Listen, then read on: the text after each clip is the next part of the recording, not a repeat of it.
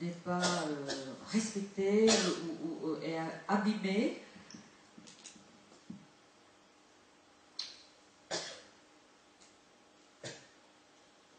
Thì điều này chứng tỏ là cái hệ miễn dịch của người này đã quá yếu, thành ra toàn bộ cái hệ thống bảo vệ nó đã bị tổn hại. Cela montre que le système immunitaire est atteint et qui ne peut plus protéger l'organisme. Thì khi mà cái hệ miễn dịch của mình đã suy yếu đến tận cùng như vậy rồi thì những cái tác nhân bên ngoài có thể tấn công vào để gây bệnh cho mình. Thì thông thường nhất cái màu trắng này có thể là cái sự phát triển của những cái loại vi nấm Candida, là cái rất thông thường xung quanh người mình và trong môi trường. Avec un système immunitaire si faible, la personne est attaquée par les organismes extérieurs. C'est possible qu'il y ait une attaque de candida. En français, on dit. Oui, c'est pareil, hein, candida. Et ce qui explique cette couche blanche au niveau de la langue. Et le candida, on le trouve partout. Còn cái màu đen thông thường là do các cái loại nấm mốc, chẳng hạn như Aspergillus hay là một vài những cái loại nấm mốc mà chúng ta thấy nó cũng thường có rất nhiều ở trong cái môi trường. Chẳng hạn như hôm trước mình để cái ví dụ cái cơm của mình với cái năng lượng tiêu cực là ngay lập tức nó mọc cái nấm mốc màu đen lên liền là như vậy. Et la couleur noire, cela démontre que c'est une attaque de champignons microscopiques externes. Or, les champignons microscopiques se trouvent partout. Je rappelle l'exemple du riz laissé à l'extérieur et qui prennent la couleur noire à cause des pourritures et surtout des champignons parasites. Thì cái tình trạng bị tấn công bởi những cái yếu tố bên ngoài dẫn đến cái tình trạng như vậy vẫn còn tương đối nhẹ. En fait, l'attaque des éléments extérieurs sur cette personne-là est encore, je dirais, pas très lourd comme cas, pas très difficile quoi, à traiter sûrement. Điều đáng lo ngại hơn là khi cái hệ miễn dịch suy yếu và nó làm toàn thể nội tạng ở bên trong con người của chúng ta bị tổn thương. C'est dans les cas où un système immunitaire faible peut affaiblir l'ensemble des organes et des systèmes internes. Thì chúng ta biết rằng miệng lưỡi là cái cửa ngõ đầu tiên nó đi xuống cái hệ hô hấp, tức là phổi. La bouche est la première ouverture pour attraper, pour absorber divers ces éléments vers le poumon. Thì cái màu của phổi là màu trắng, thành ra khi cái phổi của chúng ta bị khô hay bị tổn thương, bị suy yếu thì nó cũng có thể biểu hiện ra cái rêu lưỡi của chúng ta màu trắng. Et quand le poumon est attaqué, ça se reflète par la couleur blanche au niveau de la langue, puisque nous savons que la couleur blanche, c'est la couleur correspondant au poumon. Và chúng ta biết rằng cái hệ hô hấp đó nó cũng nối kết chặt chẽ với hệ tuần hoàn, tức là hai bên nó giáp ranh biên giới với nhau, thành ra từ cái hệ hô hấp đó nó cũng sẽ thông qua cái hệ tuần hoàn. Et le système respiratoire est en relation directe avec le système circulatoire. Và chúng ta cũng biết rằng cái miệng lưỡi này thì nó cũng là cái cửa ngõ đầu tiên của hệ tiêu hóa. La bouche est aussi la première entrée du système digestif. Và cái hệ tiêu hóa này cũng được nối trực tiếp với hệ tuần hoàn qua cái biên giới rất mỏng của cái màng ruột non. Et le système digestif est en relation directe avec le système circulatoire grâce aux muqueuses très fines de l'intestin grêle. Và trong trường hợp này thì chúng ta bị tấn công cả hai ngõ, từ đường hô hấp đi qua và từ đường tiêu hóa đi qua, nó tấn công vào hệ tuần hoàn. Nous sommes attaqués à deux niveaux. Le premier niveau, c'est par les poumons et directement au sang, par la respiration et les échanges gazeux respiratoires. Et le deuxième niveau, c'est par le système digestif qui envoie les éléments dans le système circulatoire. Và trong trường hợp này thì chúng ta thấy rằng nó sẽ tấn công cái trái thận của chúng ta, là cái bộ phận để mà lọc máu, lọc hết, chuyển hóa hết tất cả những cái chất độc trong máu. Xin thầy nói lại. Tức là thận là cái cơ quan để lọc máu và là chuyển hóa những cái chất độc trong máu. Et donc le rein va être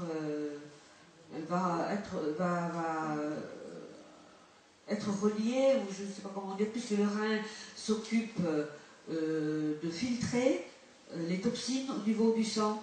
Le sang va envoyer, autrement dit, des toxines, va envoyer massivement des toxines au rein pour qu'il puisse les filtrer, les traiter.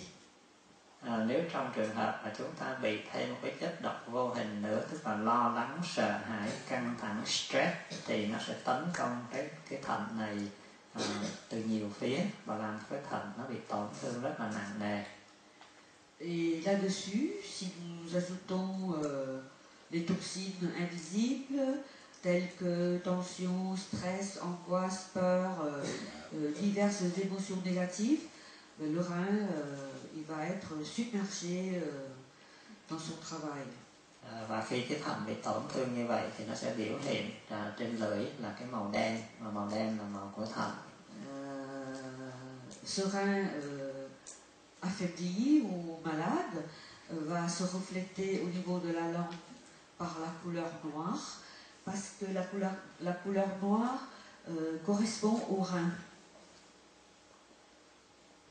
Rồi câu hỏi kế tiếp.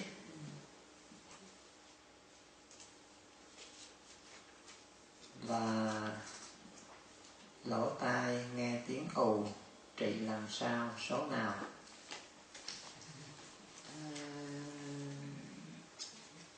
Si nous avons des acouphènes, comment les traiter et où chercher sonar, c'est-à-dire psalmodier, c'est ça? Les chiffres à psalmodier sont lesquels? Thì cái lỗ tai bị ù là thông thường là nó do hai, nếu mà chúng ta bị tắm hay là bị nước vô lỗ tai mà nó ù tai thì đó là chuyện rất là bình thường nha. Cái chuyện đó thì rất là bình thường. Và mình trị thì bằng cách là nhỏ, tức là lấy cái gì đó, tức là để lấy nước ra hết, thì nó có rất là nhiều cái phương pháp để lấy nước ra khỏi lỗ tai khi chúng ta đi tắm hồ hay là chúng ta tắm vòi sen là nó bị. Il y a plusieurs origines qui entraînent des acouphènes. Si c'est dû à une pénétration d'eau dans les oreilles à cause des baignades ou des douches, là c'est facile à traiter. Và cái trường hợp thứ hai tức là khi mà chúng ta bị nhiễm trùng và infection đó, thì nó cũng là một cái nguyên nhân dễ dàng, không có gì khó khăn hết. Tức là chúng ta có thể dùng nhiều cái phương pháp khác nhau bằng y học hiện đại hay y học cổ truyền để có thể trị được cái bệnh đó. Và cái đó thì chỉ cần vài ba bữa là nó hết thì không có gì đáng ngại cả. De même, les acouphènes dus aux infections, c'est relativement facile à traiter avec la médecine actuelle. Cái mà đáng lo ngại, tức là khi chúng ta bị suy nhược hay là bị tổn thương về cái thận và cái hệ thần kinh. Ce sont les acouphènes dus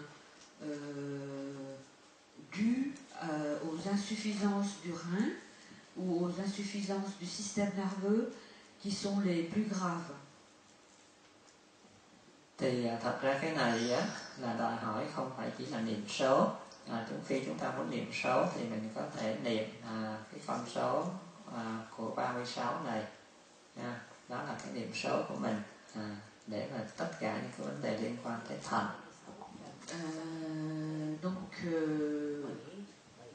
Si l'origine des acouphènes est liée au rein, nous pouvons psalmodier les chiffres correspondant au rein. Tuy nhiên thì chúng ta biết rằng cái niệm số không phải là để giải quyết hết tất cả mọi cái vấn đề, mà chúng ta phải trị từ cái gốc bệnh. Mais les chiffres ne peuvent pas résoudre tous les problèmes, mais il faut traiter la cause des pathologies. Tại vì chúng ta biết rằng cái nhiệm vụ của thận đó là để nó thải trừ những cái chất độc trong máu của mình là chính yếu nhất. Le rôle principal du rein est d'éliminer, filtrer les toxines du sang. Và nó loại trừ cái lượng nước dư thừa ở trong máu của mình.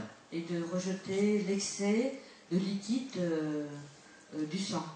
Thành ra về chế độ dinh dưỡng hay là chế độ nuôi dưỡng thì chúng ta phải làm sao đưa vào cái thực phẩm càng sạch bao nhiêu, càng đúng lượng bao nhiêu, thì đó là cách để chúng ta bảo vệ cái thận mình. Donc la première des choses à faire, c'est de s'alimenter avec des produits propres, bio, et de respecter les proportions. Cái phần thứ hai nữa là thận nó chủ về cái khí và cái thần. Thành ra hôm trước mình đã nói rồi là cái việc phòng thê của mình phải giữ điều độ, và cái tinh thần của mình phải an ổn, đừng có bị căng thẳng, lo lắng, sợ hãi quá nhiều. Nous avions déjà vu que le rein s'occupe de l'énergie qu'on appelle ici le chêne, c'est-à-dire l'énergie, une forme d'énergie quintessentielle, aussi bien pour le corps que pour l'esprit. Et donc, si nous voulons protéger nos reins, il faut modérer les activités sexuelles et garder l'esprit calme et paisible. Còn về tác động bên ngoài thì ngày nay thì chúng ta bị cái này khá nhiều, tức là chúng ta tác động bởi cái âm thanh, bởi những cái tần số cao liên tục. Tức là chúng ta thấy càng ngày cái thế giới càng bị cái chấn động, những cái âm thanh với những cái tần số quá lớn. Hay là chẳng hạn như chúng ta thấy đại đa số ngày nay thì người ta nghe nhạc, nghe gì đó, người ta để cái earphone hầu như cả ngày, hay là nói chung là cái thời gian rất nhiều vào cái lỗ tai, thành ra nó bị bít lấp và nó bị tấn công liên tục. Les oreilles peuvent être aussi traumatisées par les bruits, par les sons excessif en volume, mais aussi excessif au niveau du temps d'écoute. Và một cái nữa tức là chúng ta sử dụng cái điện thoại di động trực tiếp, tức là chúng ta để cái điện thoại di động ngay cái lỗ tai của mình, và đặc biệt nguy hiểm nhất tức là lỗ tai bên tay trái, và sử dụng thời gian dài trên 5-3 phút.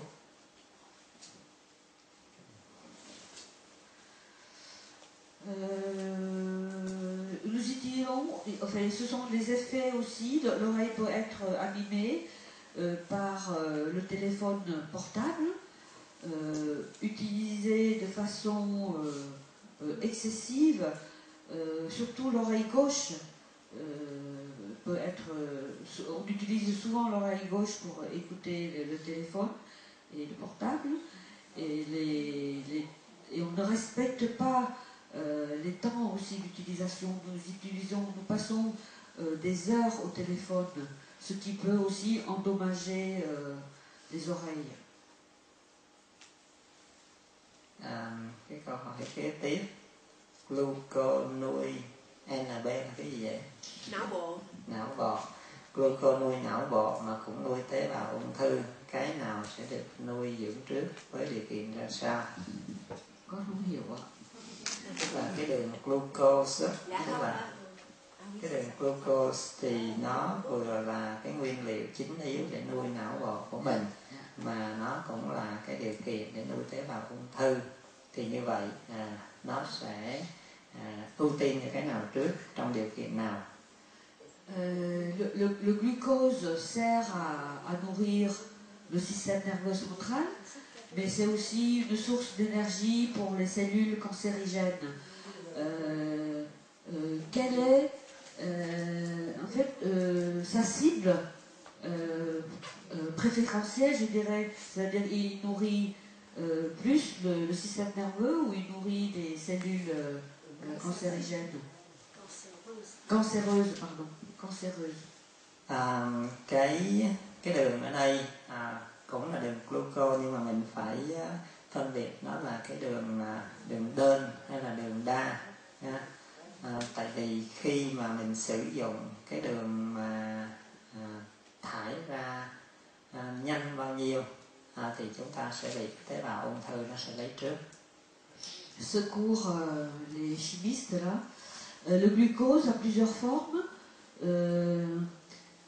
Donne c'est le glucose et les polysaccharides, c'est ça? Les médecins et les pharmaciens et les chimistes, vous pouvez mettre des... Alors le sucre qui est sous forme simple, je dirais, et le sucre sous forme plus complexe. Thành ra khi mà mình sử dụng những cái tinh bột hay những cái tinh bột mà complex đó, hay là những cái đa tức là đường đa, tức là nó là polysaccharide á, thì như vậy lúc đó mình đòi hỏi phải nhai thật chậm và thật kỹ.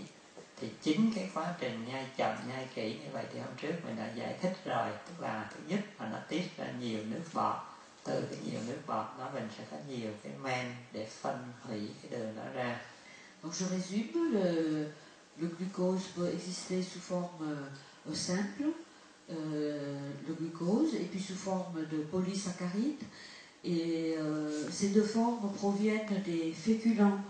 Alors la plupart du temps, ce sont des polysaccharides que nous consommons, et ils demandent un temps de mastication très longue pour pouvoir être digérés par les enzymes salivaires au niveau de la bouche. Thì như vậy trong quá trình mình nhai chậm và cái sự phân hủy của cái đường đa nó thành ra cái đường đơn, và nó cứ từ từ nó sẽ được hấp thụ qua cái đường ở đằng sau cuống họng của mình để nó lên, nó cung cấp cho não liền từ từ. Donc les polysaccharides, une fois subi une longue mastication, vont se transformer en sucre simple, qui vont utiliser directement par les muqueuses derrière la gorge et ils vont remonter directement au niveau du cerveau. Và đồng thời với cái sự nhai chậm, nhai nhiều, nhai lâu thì nước bọt mình ra nhiều và cái dịch alkaline, dịch kèm tính nó sẽ được tiết ra nhiều. Như vậy nó làm gia tăng cái sức mạnh của hệ miễn dịch của mình và nó ức chế cái sự hấp thụ hay là sự phát triển của tế bào ung thư. Le fait de mastiquer longtemps, nous alcalinisons notre milieu et cette alcalinisation va augmenter le système immunitaire permettant d'entraver les cellules cancéreuses. Ngược lại, khi chúng ta dùng những cái đường đơn thì chúng ta không chịu nhai và chúng ta sẽ nuốt nó xuống bao tử. Thì khi chúng ta xuống bao tử thì nó hoàn toàn ngược lại, tức là nó sẽ kích thích bao tử tiết ra axit và nó sẽ được hấp thụ rất nhanh vào trong máu, rồi cuối cùng cái dịch axit này đi vào máu, thành ra nó làm cho cái máu của mình vừa bị axit hóa và cái đường đó nó vào máu, thành ra hai cái môi trường đó nó sẽ lại hỗ trợ cho tế bào ung thư. Même si nous consommons le glucose, c'est-à-dire le sucre à l'état simple, mais si nous ne mastiquons pas, ces sucres vont pénétrer dans l'estomac qui lui va sécréter un milieu acide et le milieu acide va diminuer notre système immunitaire et ce sucre qui ne sont pas digérés de façon correcte, en plus d'un milieu acide, va pénétrer dans notre sang et va aller nourrir ces fameuses cellules cancéreuses. Và mình nhớ là cái tế bào của não bò nó tiêu hao năng lượng nhiều chứ không phải nhanh. Còn ngược lại cái tế bào ung thư vừa tiêu hao năng lượng nhiều mà vừa đòi rất là nhanh. La différence entre les cellules nerveuses et les cellules cancéreuses, c'est que les cellules nerveuses consomment du glucose, ils consomment beaucoup de glucose, mais de façon progressive, pas très vite. Alors que les cellules cancéreuses, elles, utilisent beaucoup de glucose et à grande vitesse. Thì chúng ta lấy ví dụ như mình đây, nếu mà mình được rèn luyện rồi, mình được thực tập rồi, thì như vậy là mình có khả năng chịu đựng được, phải không? Mình có khả năng chịu đựng được.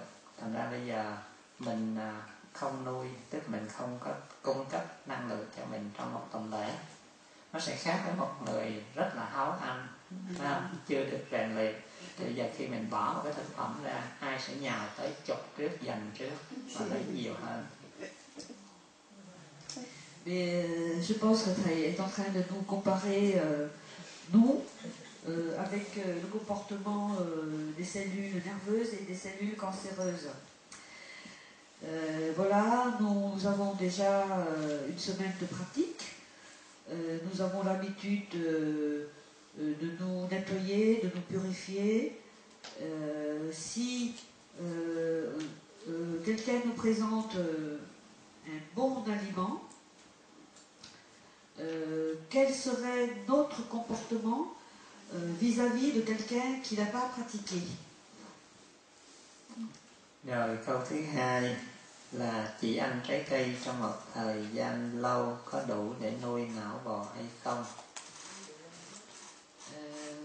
Si nous pratiquons pendant un long laps de temps, avons-nous l'énergie nécessaire pour nourrir notre système nerveux ou pas? Si on ne mange que des fruits et légumes, est-ce que nous aurons assez d'énergie pour nourrir notre système nerveux? Thì cái câu này giống như cái câu hồi nãy hỏi là mình uống nước 3 tuần liên tục và thậm chí mình không uống nước được không? Thì cái này nó còn cao cấp hơn nữa, thành ra những cái điều kiện giống y như cái kia. Alors la réponse c'est la même que la question de tout à l'heure, c'est-à-dire si nous pratiquons pendant 3 semaines et nous ne buvons que de l'eau, mais c'est un peu plus, je dirais, un niveau plus élevé encore. Câu thứ ba, thầy nghĩ sao về cách thanh lọc không dùng nước trong một ngày để thanh lọc nội dịch hả? N là cái gì? Nội dịch trong người theo lọc nước chảy về chỗ trũng như dịch ở hệ miễn dịch. Si nous souhaitons nettoyer notre corps de la manière suivante, ne pas utiliser de l'eau pendant une journée pour observer la loi de l'attirance du plein vers le vide, du haut vers le bas, c'est-à-dire que l'eau en excédant dans le corps, puisque nous n'utilisons pas d'eau, l'eau va être attirée là, enfin les liquides plutôt vont être attirés d'un endroit qui se trouve plein vers un endroit vide. Dạ, mình có thể thực tập cái điều này trên cái nguyên tắc nước chảy về chỗ trũng hay là cái nguyên tắc bình thông nhau đều được hết, đặc biệt là những cái ngày cuối của cái chu kỳ thanh lọc. Oui, nous pouvons utiliser cette méthode pour nous pouvons observer la règle d'attirance du plein vers le vide, du haut vers le bas, vers les derniers jours des sessions de purification. Lấy ví dụ như bây giờ trong ruột mình cái chất độc là 100% và trong máu của mình cái nồng độ chất độc là 0. Và ở trong cơ bắp của mình cái nồng độ chất độc là 50. Tức là chúng ta có 3 cái hệ, tại vì khi mà cái thức ăn hay là chất độc nó vào trong ruột này thì từ cái ruột này nó sẽ bắt đầu nó chạy vào máu.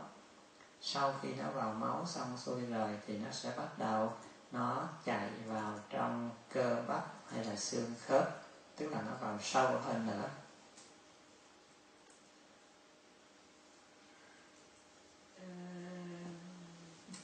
Les produits de la digestion passent du tube digestif vers le sang, du sang vers les muscles ou vers les os. Ça, c'est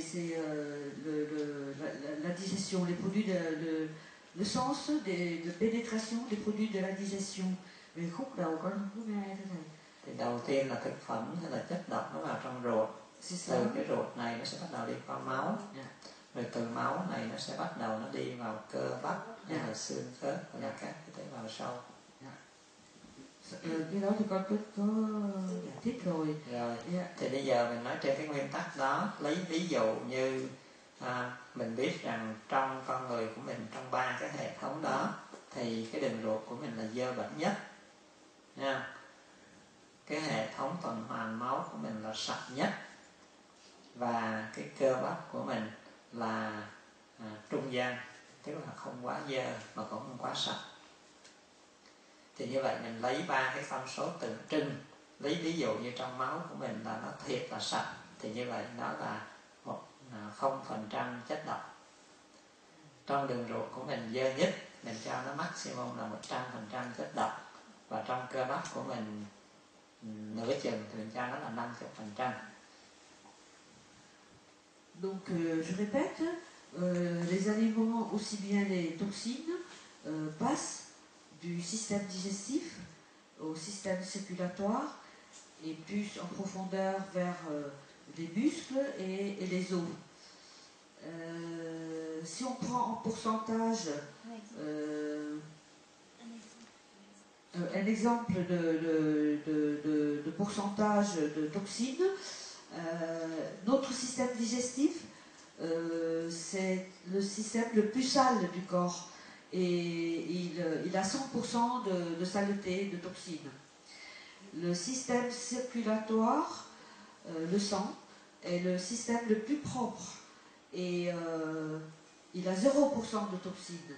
Et le système musculaire et les os, c'est un système qui est intermédiaire et il comporte 50% de toxines.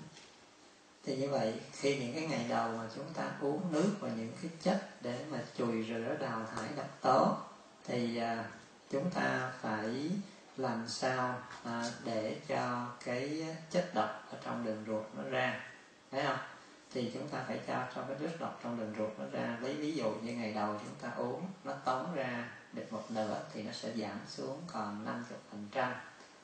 Rồi cái chất độc ở trong cơ bắp nó sẽ chạy vào trong máu, từ 50 nó vào trong máu một nửa là nó còn 25. Chất độc ở trong ruột từ 100 nó chạy vào trong máu 50, thì như vậy nó còn 50. Nhưng mà nếu như vậy thì chúng ta thấy rằng nồng độ trong máu nó cao hơn. Thành ra mình tính cái khoảng là lúc đó để cho cân bằng lại hết như vậy thì cái nồng độ độc tố ở trong ruột của mình đó, thì nó sẽ giảm xuống còn khoảng 75%. Nồng độ độc tố trong cơ bắp của mình nó còn lại khoảng 35%. Đó. Rồi sau cái ngày thứ hai mình uống nước mình thải ra nữa thì nó vừa thải bên cái đường đại thì nó xuống 50%, phải không? Rồi nó vừa thải qua cái đường tiểu thì nó lại xuống 50% nữa. Thì như vậy qua cái ngày thứ hai, thứ ba trở đi thì cái nồng độ độc tố trong đường ruột của mình nó xuống còn 35% chẳng hạn. Và cái nồng độ độc tố bên cơ bắp của mình nó xuống còn 20%. Và cứ mỗi một lần mình đưa, một ngày mình đưa vào thì nó sẽ giảm 50%. Donc il nous donne un exemple avec les chiffres. Idéalement, il a donné les 100% de saleté dans l'intestin, grêle et gros intestin. Dans le sang, il est 100% propre et dans les muscles, il y a 50% de saleté. Le premier jour de nettoyage, supposons que nous avons introduit beaucoup d'eau, nous allons diminuer de 50% les saletés des intestins, c'est-à-dire il passe de 100% à 50%. Les 50% de saleté dans les muscles, ils vont diminuer à 25%, mais il y a une partie des 25% de saleté des muscles et des intestins qui vont passer dans le sang. Si nous poursuivons le deuxième jour avec beaucoup d'eau, les 50% avec beaucoup d'eau, nous allons aussi éliminer par la voie fécale 50% des saletés au niveau des intestins. Nous allons éliminer 50% des saletés par les urines et 20% des saletés au niveau des muscles. Donc au niveau après le deuxième jour de nettoyage, nous allons équilibrer les choses et diminuer les saletés au niveau du corps. Et si nous poursuivons encore, chaque jour, on diminue de 50% des pourcents qui restent. Thì mặc dù cứ mỗi ngày trôi qua cái tỷ lệ chất độc nó giảm xuống đều gần như 50%, nhưng mà nói trên cái số lượng thì càng ngày nó sẽ càng ít đi, phải không? Đó. Do vậy tới những cái ngày cuối, nếu mình muốn đẩy nó ra cho nhanh thì chỉ có cách duy nhất là mình không đưa nước vào, thì lúc đó bắt buộc nó phải rút hết cái nước ở trong tế bào ra bên ngoài, thì như vậy nó sẽ kéo luôn hết tất cả những cái chất độc ra một lúc luôn. Après plusieurs jours de nettoyage, les pourcentages de saleté vont diminuer de 50% en 50% par rapport au pourcentage de saleté qui reste, mais les saletés vont diminuer aussi en quantité, en pourcentage et en quantité. D'où, si le dernier jour de nettoyage, nous n'absorbons plus d'eau, le corps va être obligé d'utiliser l'eau en interne pour continuer d'évacuer et de rejeter les saletés. Tuy nhiên cái phương pháp này chỉ được thực hiện cho người bình thường không quá 3 ngày nha, tại vì khi mà cái tế bào nó bị rút khô cái dịch nước đi quá 3 ngày thì nó có thể bị tổn thương và không phục hồi lại được nữa. Mais cette méthode de ne pas utiliser d'eau ne peut s'appliquer que chez les gens normaux et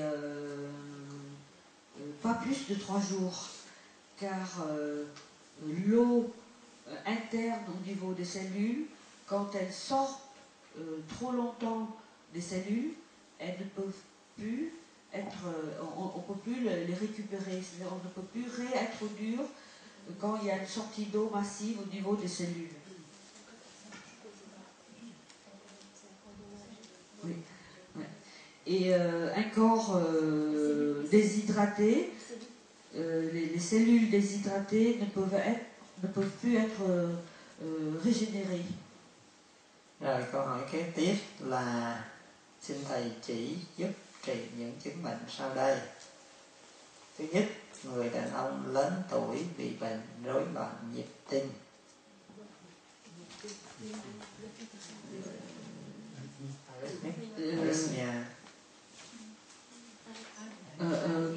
Un homme âgé présente des problèmes c'est arythmie au niveau cardiaque. Thì thưa quý vị là cái này dĩ nhiên cái người càng lớn bao nhiêu thì cái hệ thống đường ống của mình nó bị bế tắc và nó bị rối loạn nhiều bấy nhiêu. Thành ra cái phương pháp trước nhất vẫn là phải làm sao thanh lọc để nó chùi rửa, nó khai thông hết cái hệ thống đường ống của mình. Plus on s'avance dans l'âge, plus nos tubes, l'ensemble des tubes vont être encombrés. Donc la première des choses, c'est nettoyer les tubes. Rồi cái cách nuôi dưỡng, đưa vào những cái thực phẩm, uống nước như thế nào thì chúng ta cũng đã học mấy hôm nay. Khi chúng ta đưa thực phẩm vào, nếu chúng ta không có mặt cho nó, là chúng ta đưa những cái năng lượng tiêu cực thì nó cũng đã biến thành cái chất độc hay là nó biến thành những cái bế tắc, những cái dơ bẩn hôi hám rồi. Thành ra những cái đó thì mình đã nói mấy hôm nay rồi. Donc revoyons les différents enseignements ces derniers temps, comment nettoyer les tubes, comment apporter une alimentation pour nettoyer et après réutiliser l'alimentation pour nourrir le corps. Kết hợp với cái chế độ dinh dưỡng thì chúng ta phải phối hợp chặt chẽ với cái việc tập luyện để làm cho cơ bắp nó được co giãn. Thì khi cơ bắp co giãn thì mạch máu và thần kinh nó mới được co giãn và nó mới được lưu chuyển, lưu thông. Il faut ajouter au régime alimentaire ou à la nutrition les exercices nécessaires pour ouvrir, pour étirer l'ensemble du corps, y compris les tubes, qui vont permettre la circulation des nutriments dans le corps. Và cái phần thứ ba nữa là chúng ta phải tập hít thở cho nó nhiều dưỡng khí.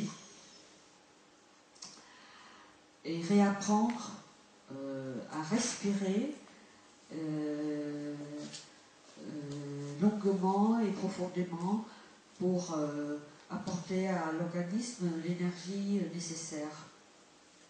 Cái thứ tư là chúng ta phải thực tập cái chánh niệm tỉnh giác để làm sao chúng ta có mặt thường xuyên với cái ý thức rõ ràng của chúng ta, và chúng ta cũng phải thực tập cái tĩnh tâm để cho cái tâm của chúng ta nó được bình an.